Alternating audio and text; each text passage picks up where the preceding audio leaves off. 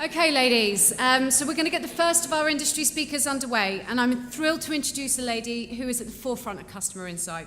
Georgina White, Head of Insight for British Gas. Please give her a warm welcome to the stage now, as she will be presenting driving actionable insight and data to drive commercial outcomes.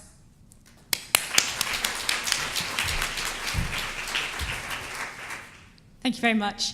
I'm not entirely sure I'm at the forefront. I don't think most people think of British Gas and think that's cutting edge, that's completely consumer-centric, and is out there with what it's doing right now. And that's because we're on a bit of a journey. So I work for a big corporate organisation that's going through a huge amount of transformational change. One of the reasons I do that is what I'm really passionate about, is how do we drive that change internally? How do we change the culture? And how do I get this big beast into a really consumer-centric way? And I have a fantastic team around me who also share the same vision. I personally, I think I'm also on a journey. I think I've still got a lot to learn. But I'm going to try and share some of my reflections. And I'll share some of where we've got it wrong as well, and where I've personally got it wrong, and try and give you a bit of a sense of that. I also hate standing with a microphone, so this is my personal hell right now, but I'll ask you to bear with me, I'm sure. The final bit for me, when the guys asked me would I be interested in coming today, I'm really passionate about helping people develop. I was really, really fortunate very early on in my career. Someone took me under their wing and gave me a lot of investment in time and a lot of coaching, and I've always wanted to kind of return the favour. So I give my team quite a hard time probably in some ways, because I'm really keep pushing them to be the best that they can be. And there's a lot of benefit with that, but it can also be quite relentlessly exhausting. There's a few of them in the team who I've managed to stand right in front of right now. So I just want to say thank you very much. So when we think about being absolutely fantastic at insight, we really start and talk about how you do that. And for us, it's really about being business partners. For us, it's all about being the conscience of the customer. And that's what we aspire to be. So I'm not going to spend most of the time talking about the methodology that we do. I'm going to talk about how we do it. So this business partnering concept for us, and this translation of kind of conscious of the customer, what do we mean by it? For us, we try and do 4 things. So the first is we are the credible experts within the organisation. We're the people that know the right methodology and the right toolkit, and the right way of analysing, the right way of thinking about customers, market research, whatever it is. We are the people that know that best. But actually, we don't talk to the organisation about that. We assume that they're going to trust us. And if they don't going to trust us, then I'll go into bat. But what actually we spend our time talking about is the other areas about being a business partner. So the second area is very much around working the lines of communication. So how do we ensure that we get the insight out to the right people at the right time and the way that actually they can use?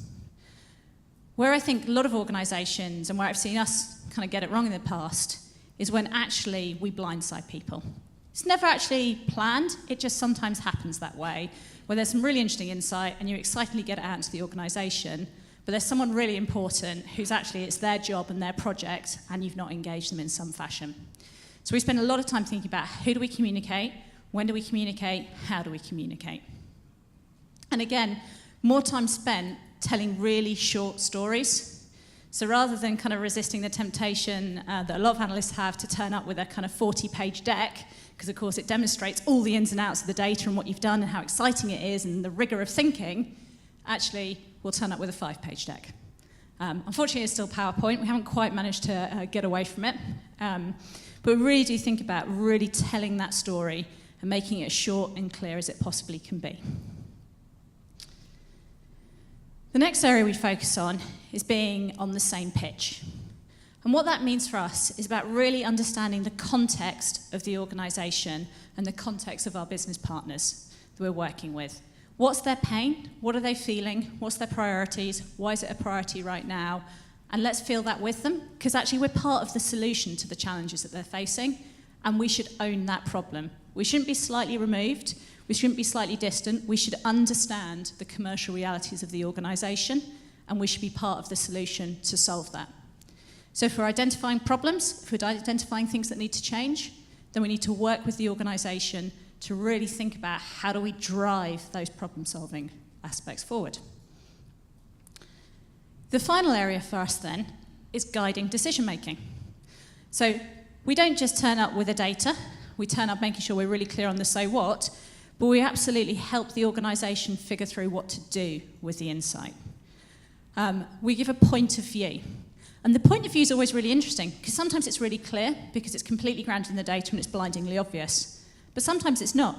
Sometimes it's a bit murky, and sometimes it is literally our point of view based on what we are seeing. And that doesn't always go down really well, because suddenly you're actually facing off into people going, well, that's my job, so why are you telling me how to do my job? Now, you have to have a sensitivity with how we do it, but actually where we've got the organisation to is recognising and valuing that we have a role to play within that. And we will say what we think.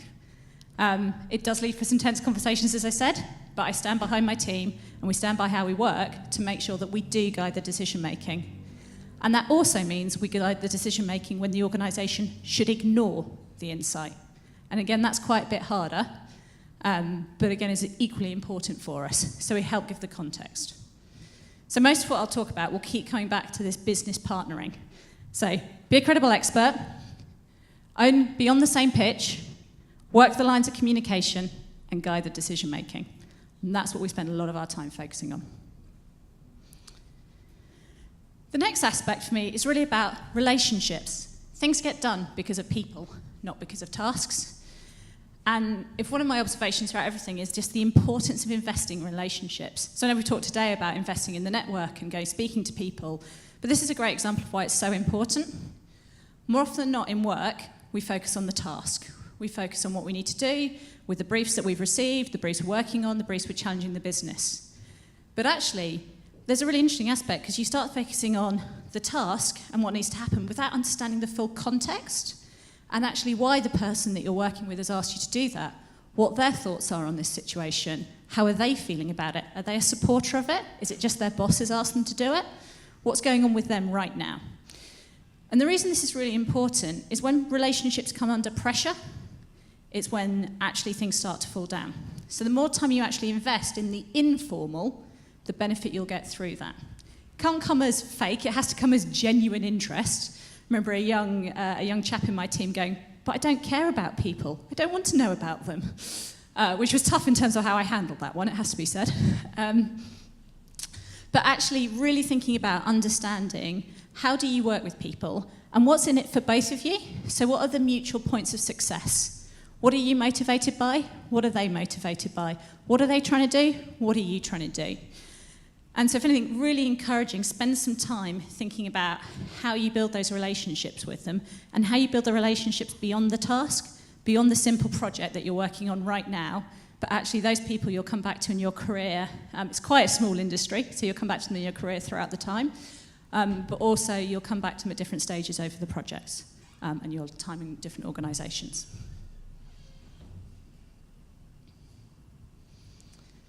So the next bit, if you're thinking about how do you invest in the relationships, is then how you show up. And everybody behaves in different ways at different times. So it could be how you deliver a presentation to what seems like about 200 women. It could be how you show up when your boss is having a meeting with you. It can be when you're meeting with your team. It can be when you're individually thinking about things. But how it is that you behave in different situations and how you take ownership of that. And it's a really important point. It's a really hard thing to do as well. We're going through a tremendous amount of change at British Gas at the moment, and it's really tough. It's a really tough atmosphere. People are really exhausted, and people are really feeling it. And actually, our behaviours right now aren't great, because we're all a bit tired, and we're not feeling at our best. But we can still choose how we show up in the organisation, and how we come to work, and how we want to be. So the reason for the random animals is because these represent, so we talk about the type of animal we'd like to be. I do appreciate this sounds completely random right now. So let me try and explain it. So you don't want to be a jellyfish. Jellyfishes are really pessimistic. They're a little bit wobbly, but they've got a little bit of sting in the tail. No one likes a jellyfish. You don't want to be a shark. Sharks are really dominating. They're overpowering, and they're the people in the organisation that you just wish wouldn't shut up. And when you know you have to go speak to them, you're kind of getting a little bit scared because they're just going to dominate the conversation. You also don't want to be a goldfish. One, because your memory's pants, but two, you're a pleaser. You're all about keeping everybody really happy. And in insight and data, you're not about keeping people happy. You're about doing the right thing for the customer, for the business. So actually what you want to be is you want to be a dolphin. And the reason you want to be a dolphin, dolphins are highly intelligent. Everybody loves a dolphin. They're highly sensitive, but they're really calm and they're really pragmatic. So actually what you want to do is take control of the language, how you show up, and how you interact with people to try and be a dolphin. So one of the things that I hasten to add, my team would call me on it right now if I actually said I was always a dolphin. They would definitely point to when I've been a shark, I'm sure. But think about what triggers you into these different behaviours and spend time really thinking about it and understand what those triggers are and how you can own them. Because when you take ownership of something, you can change it. It doesn't happen overnight, but it's really important to do that. So when I'm tired and when I'm grumpy, that's much more like when I'm going to be a shark. I'm much more irritated at that point. So I'm better in the morning, so I try and get all of my tough things done in the morning so that when I'm in the afternoon and towards the end of the day, I'm not actually speaking to that many people. So I try not to schedule meetings, for example, after 4 o'clock, because that's when I tend to get tired. I've made myself sound like a really old woman, haven't I? But anyway, hopefully that just gives you a little bit of terms of how we think about our behaviour and taking some aspects. I'm not a trainer, which has probably become quite apparent, but it's just some stuff that I found really useful throughout my career to help me. So that's a little bit about how we show up and what we do. Actually, the last bit around why this is so important is this drives your brand. This absolutely drives what people think of you. So taking ownership of it and practicing it is so important. So if I move a little bit more onto, actually, from a business partnering perspective, where have we had our most successes? So we think about asking why 5 times. I never remember if it's Unilever or P&G, but one of them's got a kudos, an ethos rather, around asking why 5 times, and we tend to do that. So as we think about the briefs that we pick up and that we go out and proactively work on, we think about why. Why right now? Why is it of interest? What are we trying to do with it? Who's asking for it? Why didn't they ask for it last week? So we just keep asking why to get a really deep understanding of the context, and then also actually when we're doing the work, what we're trying to do with it and why we're trying to understand what's happening. This helps us really deliver the right outcome and put the context around it. And a really simple example for me, so within British Gas, we've got a hugely complicated customer experience. You'd think energy was very simple. I'm afraid to tell you gas and electricity is very complicated. But we know there's lots of things we need to do to improve the customer experience. And actually trying to work out where to focus and which bit to start fixing first was part of the challenge. And where the business was a number of years ago was whoever shouted loudest got their project to the top. So actually we spent quite a bit of time bringing people with us, working with the organisation to help them understand what was going on, but absolutely quantifying and guiding them what were the biggest issues, the biggest pain points, and the biggest point of return to guide that solution. And we did that through lots of great analytics, we did it through lots of great market research, bringing it to life and simplifying it down. So we measure something like 300 different touch points in customer experiences, but we've simplified it to the 4 things the business needs to go after and fix. And that's what we're rallying the organisation around to go fix that right now for our customers. But what made that point particularly powerful is when we told it in a really compelling way that business couldn't fail to take notice of. And back to this kind of telling compelling stories and working lines of communication, it's so important because there's nothing more frustrating when you've done that brilliant project and then it doesn't get acted on. And for me, this is one of the reasons why it doesn't. So we spend quite a bit of time triangulating information, triangulating the different insights to work out really what's happening, but how do we bring it to life in a way the organisation understands?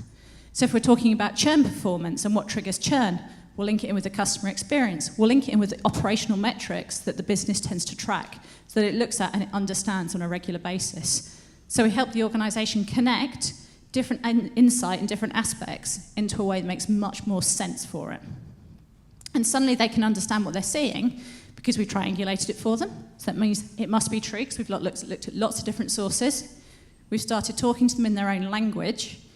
So again, they understand what we're saying. They understand how it relates to other things they might see in their day-to-day lives. And then we make it so blindingly compelling that they cannot fail to take action on it. And this one's really tough, but we try and get it right. So really good example. Again, thinking about it from a customer experience perspective, just briefly, but actually what's the value in it? So having talked about and worked out what are the issues and what do we need to go after, we've valued it for the business. The business cares about its customers, but it also cares about its shareholders and how it drives the value back to them. So actually, if we could go in and tell them the value that everything has that we are doing, it really, really helps get traction with them. So we don't do it for every project, but we do try and do it for most of our projects, where we literally turn it into a pounds and pence benefit of why they should do it, or why they shouldn't do it, because it'll cost them too much. And again, it makes it really compelling when your insight people turn up and start telling you they've got multiple millions of pounds worth of money on the table that you can go after, that can improve the customer experience and can improve our performance of the business. And bringing the two together is really powerful. And for us, coming back to the reason we do what we do, with a conscience of the customer. So it's really important that anything we do is in a customer-centric way, and we help drive the business to that.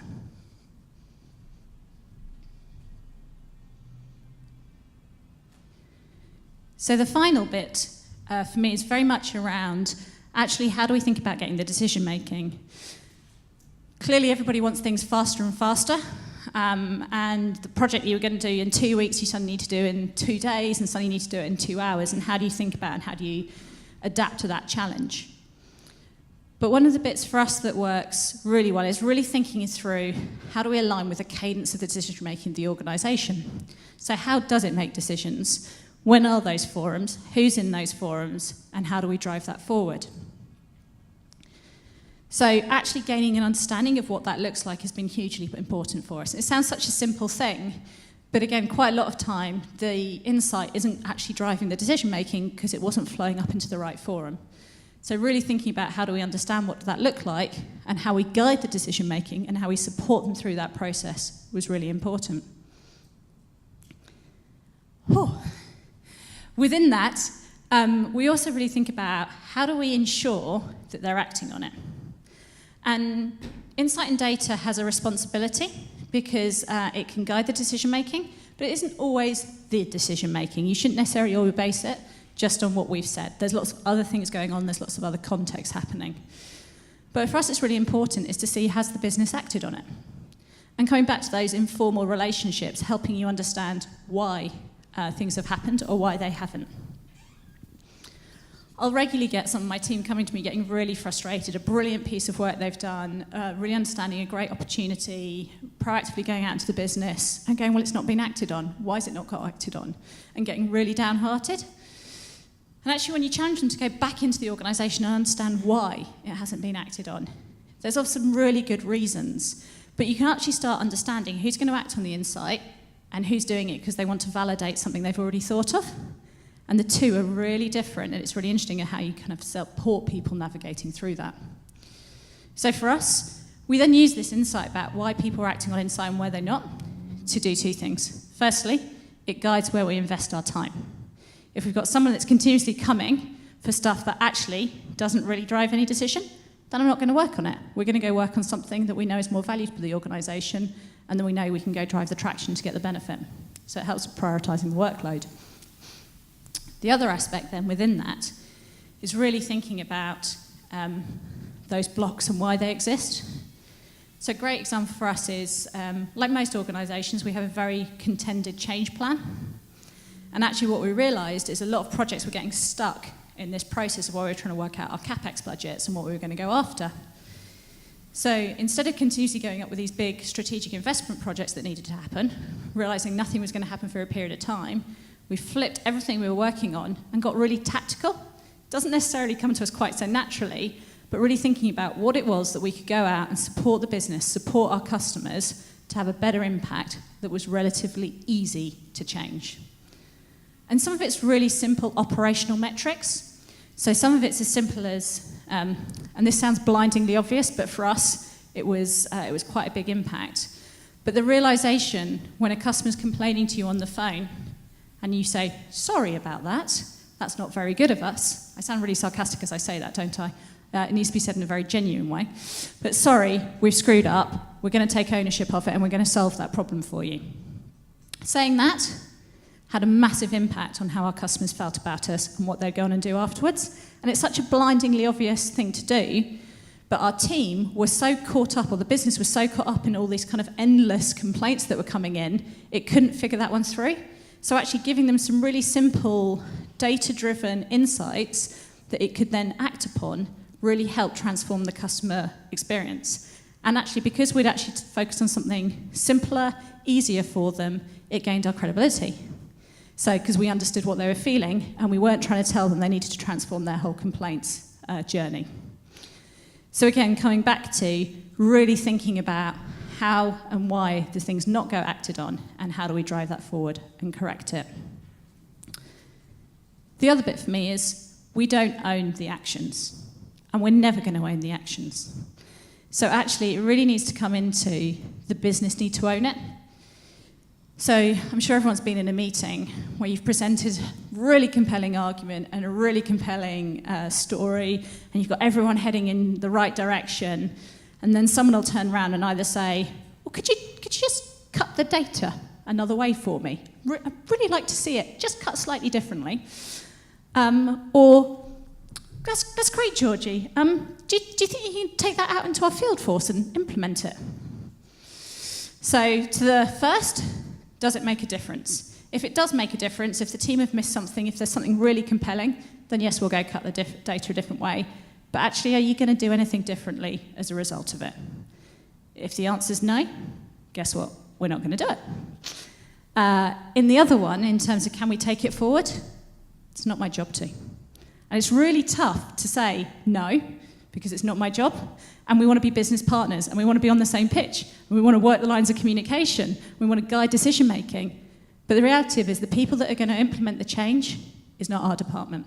So we need to support people through that, but we're very clear of the handover that we need to make because it becomes other people's jobs. But we do follow up to make sure they've acted on it. So I think that is probably me, which means I have forgotten some big chunks of my speech that I was supposed to say throughout the process today. We're on as I said, we're on a massive journey within British Gas. There's a huge amount of transformation that we're trying to do. I think it's a really interesting time for us, aside from the really tough internal environment that we're in right now, and actually a really tough political environment for us as well. But being part of an organisation that is trying to do the right thing for its customers, go on a journey to transformation, and is becoming hugely data-driven, or has become hugely data-driven, is incredibly exciting. So for me, it's tough at times. In fact, it's tough a lot of the time, but I find it hugely rewarding, and I would just encourage everyone to be more of a dolphin and less of a shark. Thank you.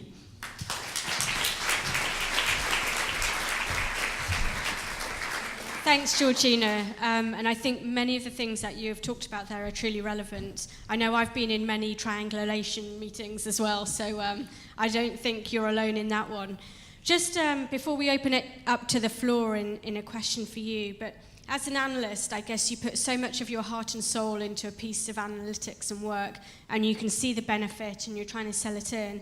And as you said, you're not responsible for actually getting it done. What's your advice to the people in this room on how do you deal with that as a person?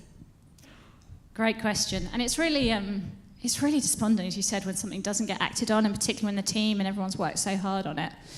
I think for me it comes down to really understanding about why it's not being acted on and kind of getting to the cusp of it.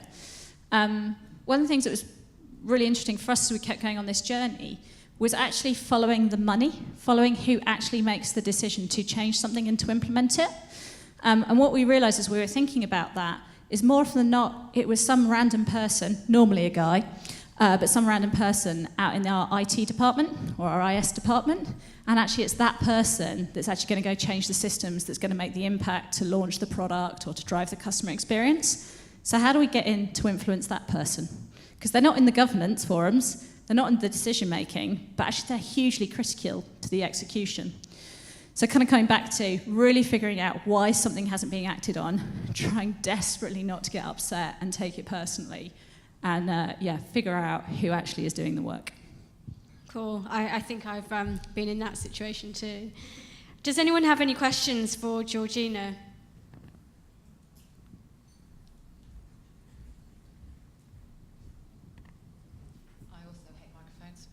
I'll do the microphone as well then. The question I had was, obviously you've been on quite a journey, moving the team from quite reactive, here's a brief, we'll just do it, and just process the analytics. And lots of my clients are still in that position now. And you're on a journey. I just wondered how long you've been on that journey to get from there to where you are now, and how much further you think you've got within the journey left to go. God. So I joined 4 years ago. I think we have made a tremendous transformational impact that we've done on the 4 years, where when I joined, the team, slightly paraphrasing, but it wasn't far off. I'm going to the board next week and got an idea about a product. I'd like to see if customers like it or not. Can you run the data? And if the answer said yes, it went in. And if the answer said no, well, it still went in. It wasn't quite that bad, but it wasn't far off. So we've moved transformational from where we were then, but we're not where we need to be. We're doing some amazing capability of bringing our inbound and outbound decision-making integrated into real time that launches next year. That's going to be transformational for us in terms of how we engage with our customers and take control and ownership of some of those campaigning execution aspects. But that's still not where we need to be. The muscle isn't as strong as it should have been, but it's getting there. So I think we've still got a long journey to go, but I'm hugely proud of where the team have taken us so far.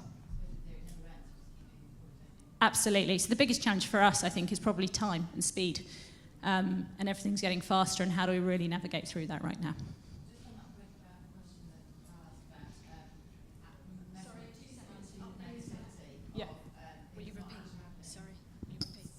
Just going back to that point, I just wanted to make a point really to add to the question that about how to manage the analysts and their expectations of their projects not actually happening. Just to recognise that happens across the business in all departments. There's lots of campaign managers out there that don't get their campaigns out. There's commercial departments that don't get their promotions out, and it happens to everybody. It's not personal to data. It happens throughout a business. So we just kind of have to recognise that it's not just us. Yeah, absolutely. Completely normal again. Yeah, it's a really valid point. Right, we have another question over here. Hi, thank you. You mentioned the importance of understanding the cadence of decision-making to really land the insight. Do you believe there's a role for insight to also challenge the cadence of decision-making, or at first you kind of need to fit in, or you can accelerate processes or create a sense of urgency sometimes when the insight is so compelling you need to go outside of the normal cadence? Great question. So yes, I absolutely do. And I think there are times that you just have to simply float it to the top, float it wherever it needs to be, and get it in front of people ASAP. The observation we found when that happens is we're slightly chasing our tails and trying to catch up. And in a big organisation that's got 35,000 people, if we don't catch it early enough, it's got too many legs, and we're then trying to pull it back. So it's not to say we shouldn't do it, but for us realising as things gain momentum, turning the tanker around is quite hard. So the sooner we can get in, it helps us. But that's probably something to a nice big beast such as Centrica. Thank you, Georgina. Any other questions? Oh, there's one across the room. Thank you. I have a question about how you put money, or how you evaluate how much money an organization may have there based on your advice of analysis. Yeah. Because you said you put the value of that on some of the pieces. And as well, what happens if they follow the advice and the money is not there? Who takes responsibility? Great question. Because it's a big thing. thing. So there's a difference between if we're business casing or if we're making it compelling. So if we're business casing, then obviously that's very different in terms of what happens if it's not there, because that is a firm business case that the business has decided to act on. We clearly have a role to play within that as well. For us in the earlier part, though, in terms of valuing it, we do it in a couple of ways. So firstly, we bring our finance colleagues with us. So we're not trying to do their job, but we make sure anything that we're doing, we have signed off with them. So If we're looking at ROIs or cost of certain activity, we'll look at previous data, we'll look at what things cost the business, and we'll make sure we've aligned our view of that with them. And the same way, we've got the value model, typical MPV model, most customer lifetime value most people would have. So again, we're using known data, and we sign off with them as part of the process of what we're trying to do. We're also very clear if we have done slightly countercultural, but if we have done a back of a fag packet exercise, we very clearly signal that it is that. Again, goes against the grain of doing back of fag packet exercises, but if we have done that, we're very clear in signalling around it. So as I said, we don't do it all the time, but where we can, and where we can talk about the benefit either from increasing cross-sell or from reducing churn, there's known data points that you can go out through improving the efficiencies of our marketing campaigns, through econometric modelling, etc. So it's quite a big toolkit that's actually readily available to us, but we bring the organisation, we bring teams with us, so they've got confidence in whatever we're saying. But sometimes it's the right thing to ignore the value, and sometimes you need to look at a range of different metrics as well. Hi, Georgina. Could you tell us about your team? So which skill sets do you have in your team?